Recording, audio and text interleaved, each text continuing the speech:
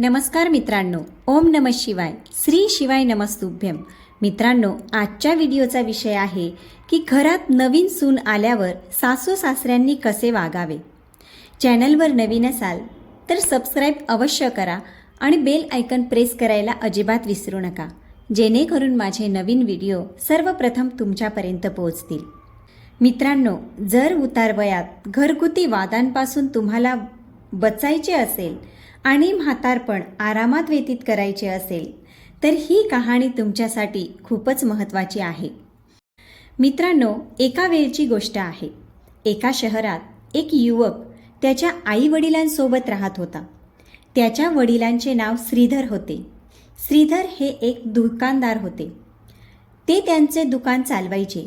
त्याचबरोबर ते त्यांच्या मुलाला सुद्धा त्या दुकानावर घेऊन जात असत आणि त्याला दुकान कसं चालवायचं, गिराईक कसे मिळवायचे, त्यांच्यासोबत कसं वागायचं हे सर्व त्याला शिकवत असत.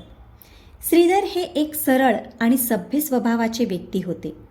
परंतु श्रीधरची पत्नी मात्र थोडीशी चिडचिड आणि रागीट स्वभावाची होती. तर मित्रांनो, श्रीधर त्यांच्या मुलाला रोजच्या रोज दुकानावर घेऊन जात असे आणि त्याला दुकानात गिराईकांसोबत कसं बोलायचं हे सर्व शिकवत असे. दुकानाचे काम कशा प्रकारे करायचं, कशा प्रकारे त्यांना जास्तीत जास्त फायदा होईल हे सर्व श्रीधर त्याच्या मुलाला रोज शिकवायचे. श्रीधर त्याच्या मुलाला शिकवत असायचे. श्रीधर त्याच्या मुलाला सकाळी दुकानात घेऊन जायचे आणि संध्याकाळी परत घेऊन यायचे. असे बरेच वर्ष गेले. श्रीधरचा मुलगा आता मोठा झाला होता, लग्नाच्या वयाचा झाला होता. मित्रांनो, एक दिवस श्रीधरच्या लक्षात आले की त्यांचा मुलगा आता मोठा झाला आहे, विवाह योग्य झाला आहे. त्याचबरोबर तो आता दुकानाचे कामसुद्धा व्यवस्थित सांभाळू शकतो.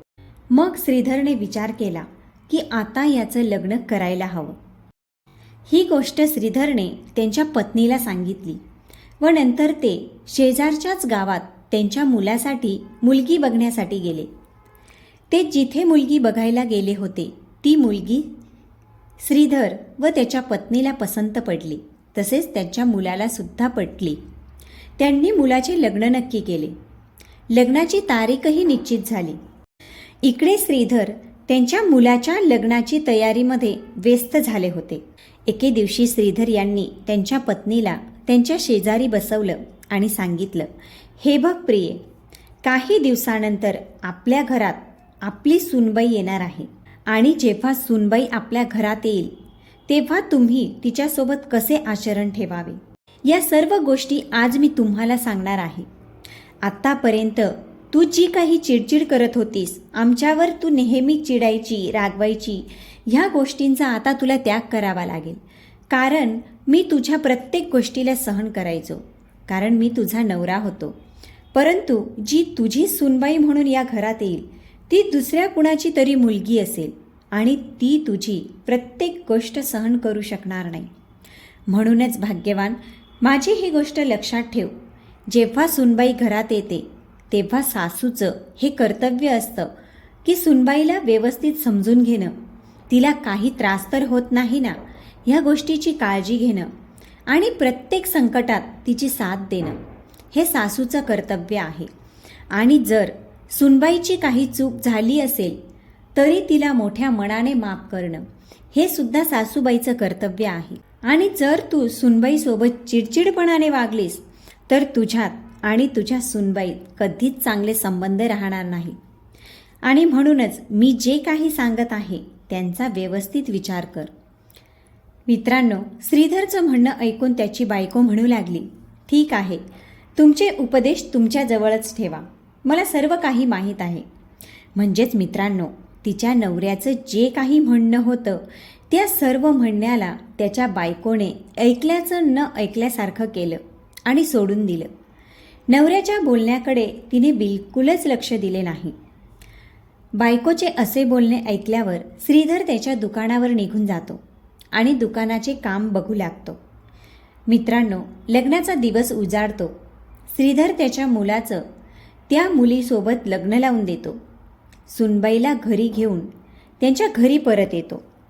मित्रांनो, जेव्हा सूनबाई घरी येते तेव्हा संध्याकाळच्या वेळेला श्रीधर त्याच्या बायकोच्या आणि मुलाच्या समोर सुनबाईला बोलावतो आणि सांगतो, आजपासून या घराची सर्व जबाबदारी मी तुझ्याकडे सोपवत आहे. कारण तू या घराची गृहिणी आहेस आणि गृहिणी ही लक्ष्मी असते. या घराला सांभाळायचं की बर्बाद करायचं हे सर्व तुझ्यावर अवलंबून आहे. मित्रांनो, घराची सर्व जबाबदारी श्रीधरने त्याच्या मुलाच्या आणि बायकोच्या समोर सुनबाईच्या हातात दिली. त्यानंतर श्रीधर त्याच्या सुनबाईला म्हणाला, सुनबाई, आज रात्रीचे जेवण तू स्वतः बनवायचे आहे. मित्रांनो, एवढं बोलल्यानंतर श्रीधर त्याच्या मुलासोबत दुकानावर निघून जातो आणि तिकडे सुनबाई सर्वांसाठी जेवण बनवत असते. परंतु एक चूक सुनबाईकडून घडते आणि ती चूक काय होती तर चुकून भाजीत मीठ जास्त पडते. संध्याकाळच्या वेळेला जेव्हा श्रीधर मुलासोबत घरी परततो आणि जेव्हा सुनबाई त्यांना जेवण वाढते तेव्हा मुलगा विचार करतो की वडील जेवायला सुरुवात करतील त्यानंतरच मी जेवायला सुरुवात करेन. आणि जसं श्रीधरने पहिला घास खाल्ला त्याला समजलं की भाजीमध्ये मीठ खूप जास्त आहे. परंतु श्रीधर काहीच बोलला नाही आणि आदरपूर्वक जेवण करू लागला. दुसरीकडे मित्रांनो, श्रीधरच्या मुलाने जेवण करायला सुरुवात केली आणि जसा त्याने पहिला घास खाल्ला तेव्हा त्याला सुद्धा मीठ खूप जास्त असल्याचे समजले आणि रागारागाने तो वडिलांना म्हणाला, बघितलं बाबा, आज हिने भाजीमध्ये किती जास्त मीठ टाकले आहे. त्यामुळे आपल्याला जेवणसुद्धा जात नाही. मुलाचं बोलणं ऐकून श्रीधर त्याच्या मुलाला म्हणाला, बेटा, कदाचित तिच्याकडून चुकून हे घडलं असेल. माणसाकडून चूक ही होतच असते. त्या गोष्टीचा आपण राग करून घेऊ नये. तू जेवणाकडे लक्ष दे. वडिलांचे बोलणे ऐकून श्रीधरचा मुलगा शांतपणे जेवू लागला. त्यानंतर सासूबाईसुद्धा जेवत होती आणि तिलासुद्धा समजलं की जेवणामध्ये मीठ जास्त आहे. परंतु नवरा आणि मुलाने सुनबाईला काहीच न बोलल्यामुळे तिने सुद्धा तिच्या रागावर काबू मिळवला आणि ती सुद्धा सुनबाईला काहीच बोलली नाही आणि गुपचूप जेवण जेवू लागली. मित्रांनो, जेवण जेवल्यानंतर श्रीधर मुलासोबत घराच्या बाहेर फेरफटका मारण्यासाठी निघून गेला.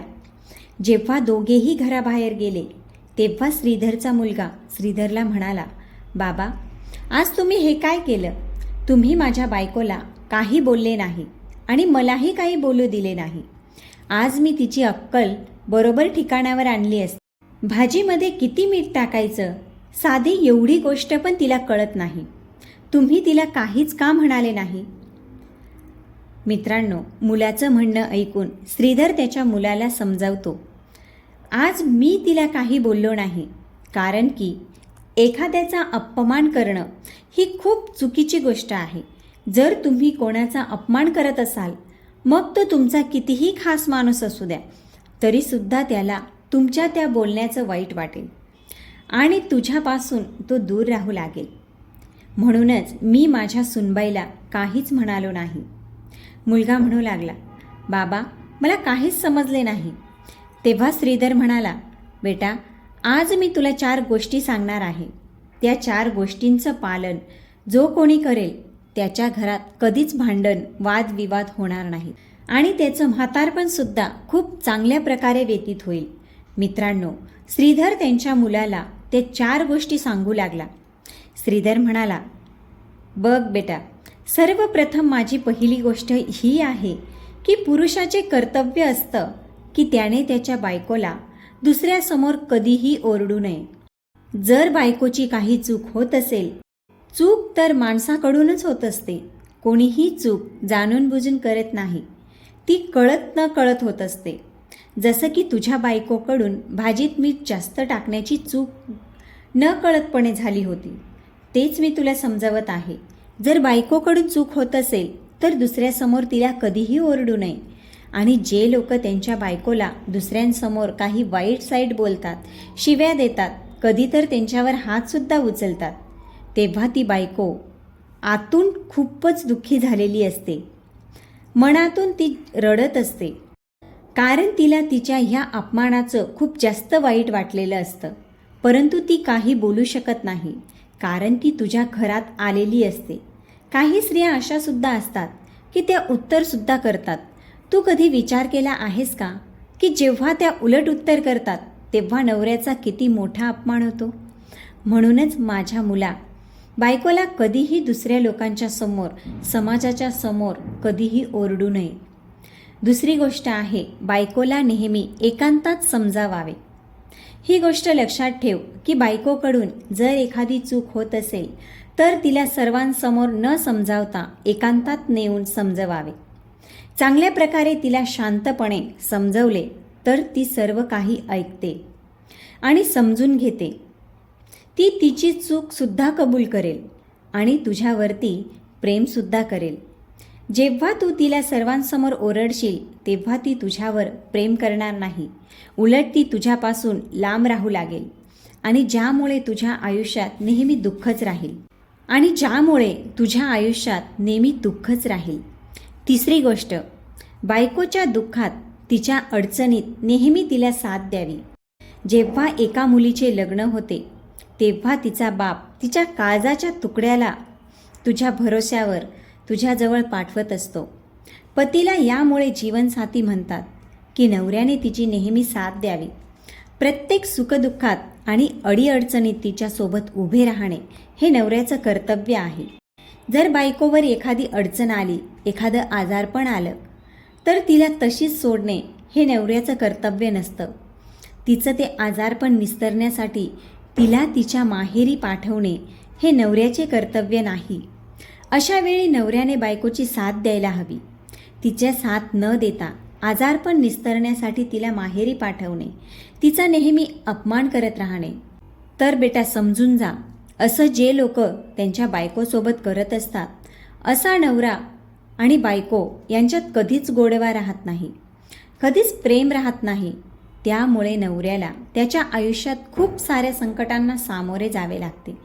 म्हणून ही गोष्ट नेहमी लक्षात ठेव की संकटाच्या वेळी कधीही स्वतःच्या बायकोचा हात सोडू नये आणि हेच नवऱ्याचं कर्तव्य असतं. चौथी गोष्ट आहे, पत्नी आणि स्वतःच्या मुलाचं चांगल्या प्रकारे पालनपोषण करावे. इमानदारीने कमवलेल्या पैशातूनच आपल्या बायकोचं, आपल्या मुलाचं पालनपोषण करावं. चोरी आणि लुबाडून कमवलेल्या पैशातून कधीही बायका मुलांचे संगोपन करू नये. सत्याच्या मार्गाने कमवलेल्या पैशातूनच तुझ्या मुलांचा चांगला विकास होईल आणि तुझी बायकोसुद्धा त्यामुळे तुझ्यावर चांगलं प्रेम करेल.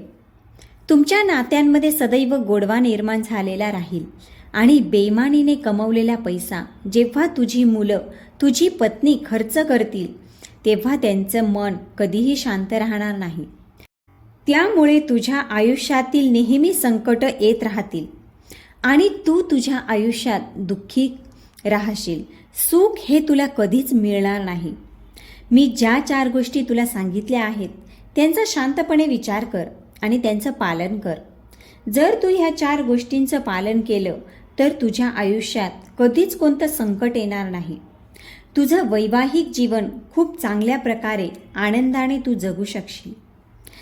बेटा, मी ज्या 4 गोष्टी तुला सांगितल्या आहेत त्यांचे पालन तू आणि तुझ्या आईने सुद्धा केलं तर घरामध्ये कधीच भांडण तंटा होणार नाही आणि त्यामुळे अशा घरांमध्ये नेहमी आनंदी वातावरण राहील. ते त्यांचे जीवन अगदी सुखाने व्यतीत करत असतात. तर मित्रांनो, ह्याच त्या 4 गोष्टी होत्या ज्या श्रीधरने सांगितल्या.